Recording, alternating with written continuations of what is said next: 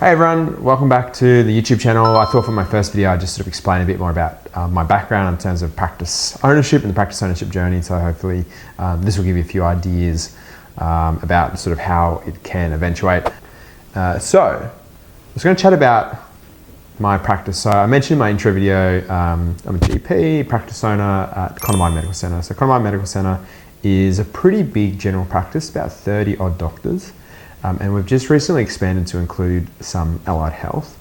I was looking at the books yesterday and it's got 46 clinicians on there.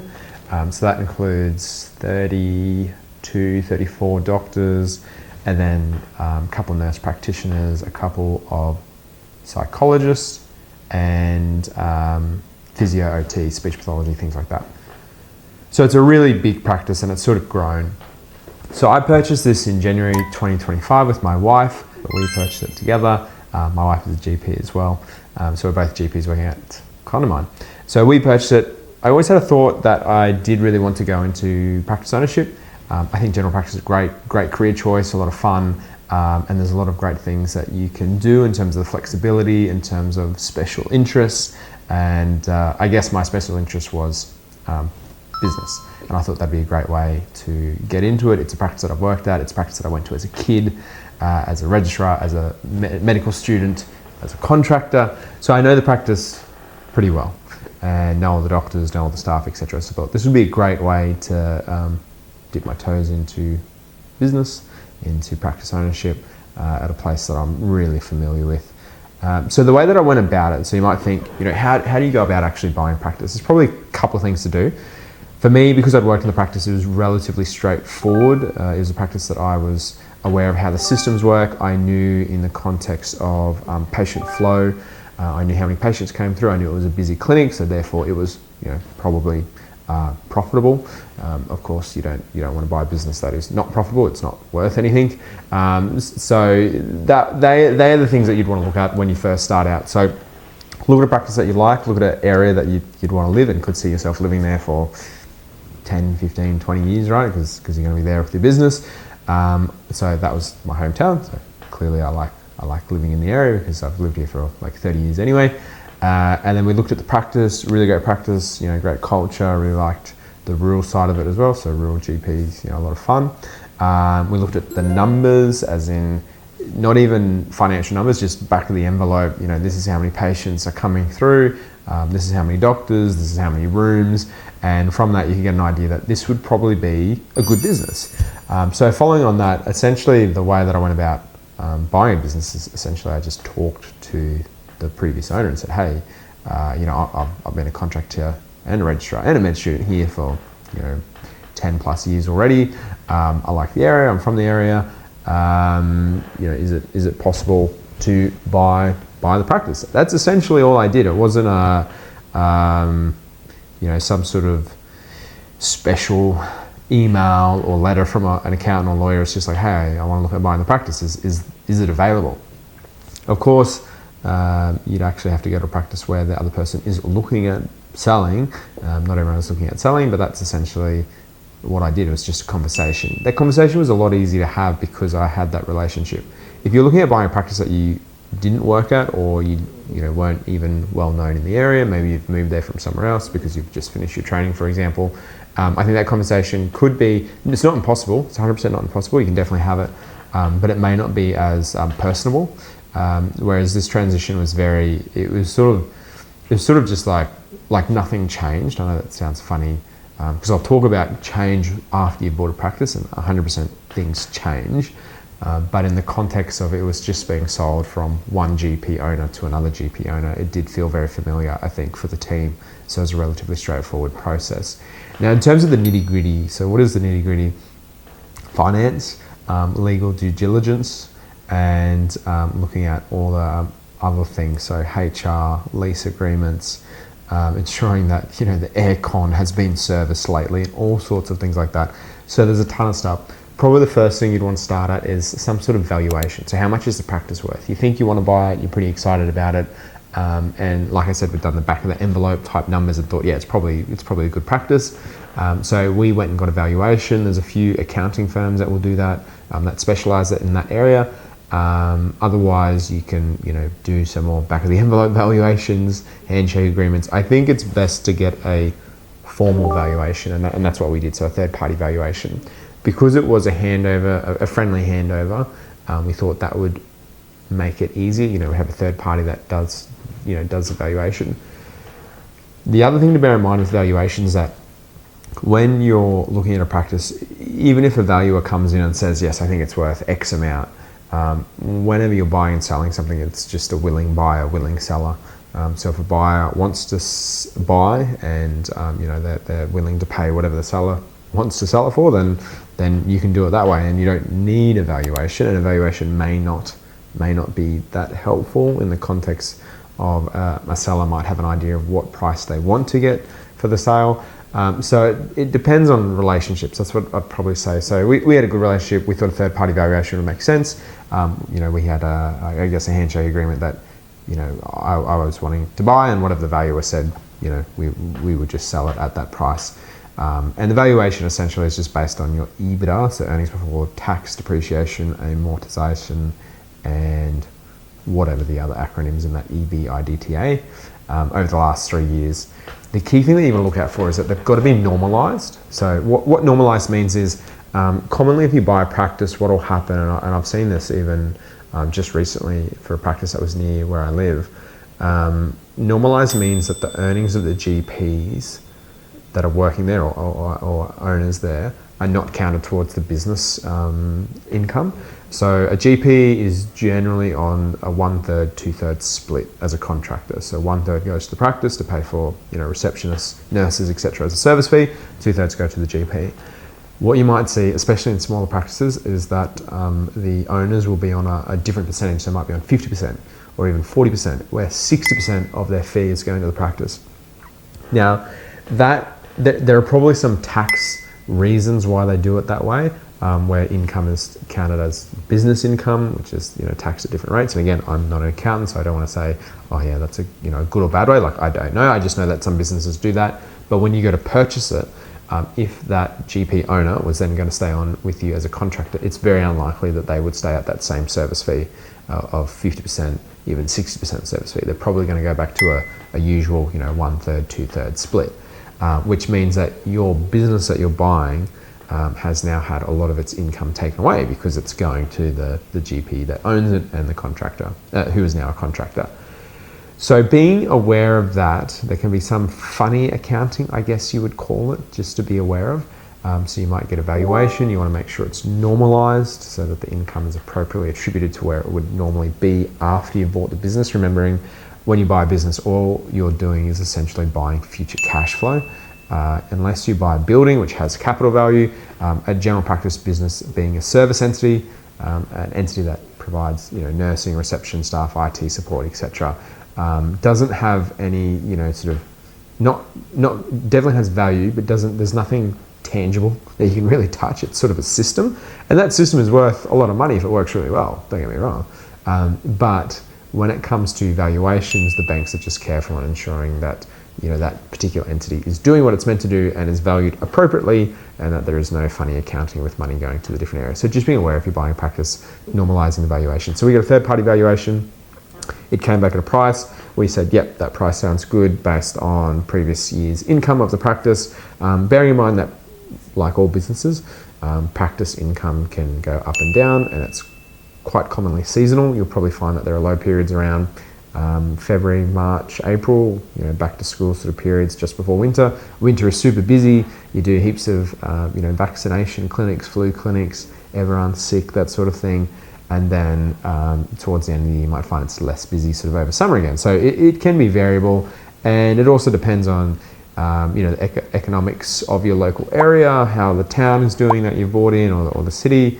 Anything that the government changes, so universal bulk billing policies and whether your practice has done that, bulk billing incentives, new Medicare item numbers, like a ton of different things like that as well. So all those things will affect it. So jumping back to the story, we did the valuation, we said, yep, that sounds pretty good, and then we had to do all the nitty-gritty stuff. So we had to do accounting due diligence, so the accountants looked at all the accounts and made sure that the money that was on the profit and loss was actually where it was meant to be. So was it hitting accounts? Was it going off to contractors? Was the rent being paid? Things like that. Well, you settled down, honey. And legal due diligence. So what that means is, are all the staff being paid what they're meant to be being paid? Is HR up to date? Is anyone behind on any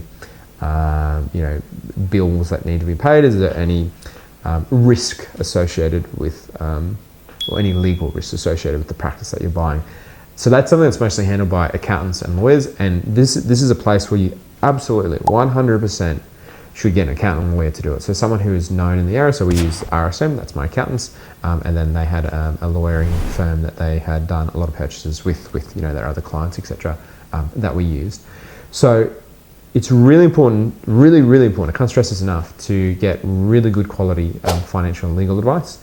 It will be the cheapest, get ready for it, 50 grand that you will spend, depending on how big the practice is and what's involved, but it can be up to 50 grand or even more of fees that you would need to pay to get all of these checks done. You want to get them done professionally because there is nothing worse than buying, for example, a practice that doesn't normalise their fees, and therefore you've paid $2 million for a business that's worth 100 grand. And like I said, I've seen that recently with a practice that was for sale for like over $2 million with 2 or 3 doctors, and it was clear that they were not normalising, and that there was a real risk there if you were going to buy that practice, like a huge risk. So would you rather spend $1 million, $2 million bucks, or 50 grand? 50 grand is very cheap. A very cheap thing to pay to not have to waste a huge amount of money. So on a bad business. So we got the accountants and the lawyers to do their due diligence. As part of that process, you will probably, unless you own the building, need to renegotiate or assign the lease. So get the lease over from where you're renting. So we're renting with our practice, and we had to renegotiate the lease. Anything that you renegotiate, so lease is one thing, but any sort of supplier things, any sort of accounts, people that supply your medical supplies. So any sort of accounts that affects money. So how much you pay your nurses, receptionists, how much you pay for your rent, how much you pay for your medical supplies. So if any of that changes, remember that will affect the valuation. So the valuation is based on future cash flow. So if your rent goes up because you've bought the business, and the person you're renting it from says, this is a good opportunity for me to increase the rent, that affects the valuation. If there are unfound liabilities, so what that means is that, for example, the previous practice were underpaying reception nurses, things like that, and then you've got to catch them up and pay, clearly that would affect the valuation of the business, because when you do the valuation, it's based on profits and multiples of that. So getting really good advice around all of those things. So that was probably one of the mistakes I actually made. So we got legal accounting advice, and that was awesome. Probably getting HR advice is not a bad idea as well. So we use HR and Health for our HR now. So looking at further practices, getting HR advice I think is a great idea. So other practices paying everyone appropriately, and that's something that you can bring up in the valuation. So hey, look, these staff are being underpaid. You've said your profit is this much. It's probably going to be a little bit less because we've got to top up their pays. So that's something that we need to account for. So there's a few things like that just to be aware of, and truthfully, I've only become aware of them after the fact. So it's a learning process, whatever. So we went from valuation. We did our legal and financial checks. We looked at all the outgoing. So the lease, pays and things like that. Like I said, perhaps not as much detail as I should have, but I looked at those things. There were some changes that caused some renegotiations about valuations, so only just some slight adjustments. And then we came to a figure. Once you've got a reasonable figure, that's what your bank will need, plus your accounting due diligence / profit and losses from the previous business to actually pull it all together and create a loan if you're buying on a loan. If you're buying it with cash, or maybe you're doing it with sweat equity, you're working in the business and sort of paying it off after a little while. There's multiple different ways, but the way that I did it was just a big old bank loan. So you got your profit and loss, you got your accounting work from their checks that they've done. You give it to the bank. Hopefully they're happy with the business. So your accountants might be happy with the business, but unless the bank's happy with it and want to give you a loan for that, that's sort of another story. In general, though, general practice is very safe. It's very rare for general practice to go bankrupt or under or anything like that. It's a high demand profession. Isn't really seasonal, as in, yes, I know there are some areas where you're busier, but in general, people get sick all the time. And at a minimum, even if you're a private billing practice, you can still expect, $60, $70 odd for like a standard consult, right? If you bulk build it. So at a minimum, you will get that amount of money no matter what walks in the door, and if they can pay or can't pay because the government funds it. So it's a very safe business. So usually the banks are quite happy to loan. So as an example, you can get 100+ % of your fee, remembering that you're going to have stamp duty. Stamp duty can be quite a bit depending on your state.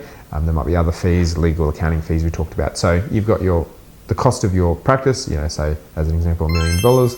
You probably would have, I'd say, at least 100 grand, probably a little bit more of fees that you would need to pay, but the bank might loan you some of those things, so stamp duty plus your accounting fees, etc.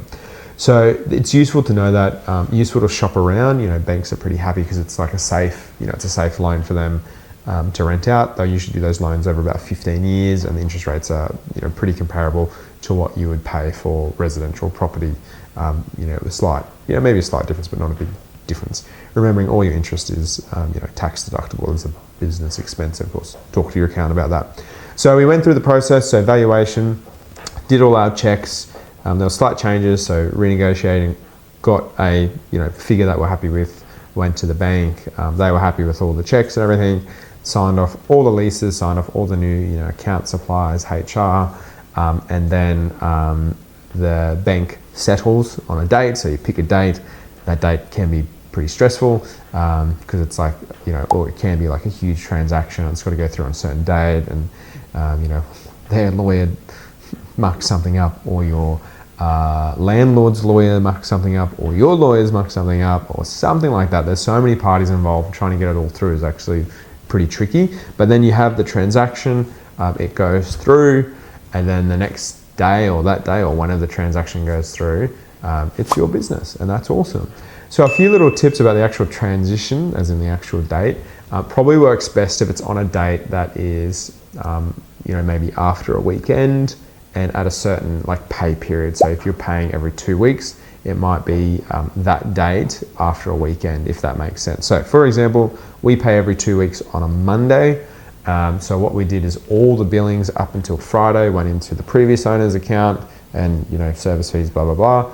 We closed on that weekend, so if you're open on a weekend, you definitely can still do a sale. It just might require some accounting to sort of figure out where money goes. And then Monday we opened it up as like my clinic, and then we changed over all the Medicare Prota things, which I will do another video on.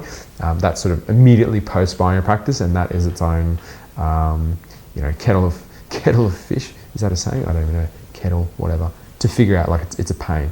But it can totally be done. So things to be aware of, 100% there will be billings from, when it was under the previous owner that will probably go into your account, and there will be billings that are meant to go into your account that will go into the previous owner's account. 100% it'll happen, so don't worry about it. GP businesses are usually pretty good cash flow. One thing I was really worried about was not having cash flow in the first 2 weeks, to pay staff and things like that. I was really worried, but it was fine. Of course, if you're buying a business and you've done all those checks, it probably is a good business, because you wouldn't buy a bad business. You might buy a business that is not as well optimized as you think you could do it, and that's where you create value, right? But generally, I would recommend buying a business where you can pay your staff straight away, of course. So cash flow is usually not a problem. Things that we did, which I'll do another video on in terms of Medicare Prota, but optimizing WIPs and PIPs, care plans, things like that. I'll talk you through what we did at our practice. But that's a video on, that's just a general overview of the things that we did going up to the transition and transaction around kind of my medical practice. Hopefully that's been insightful. Leave any comments. Happy to expand on other things, and I'll talk about immediately post buying it in another video as well. Cool, thanks.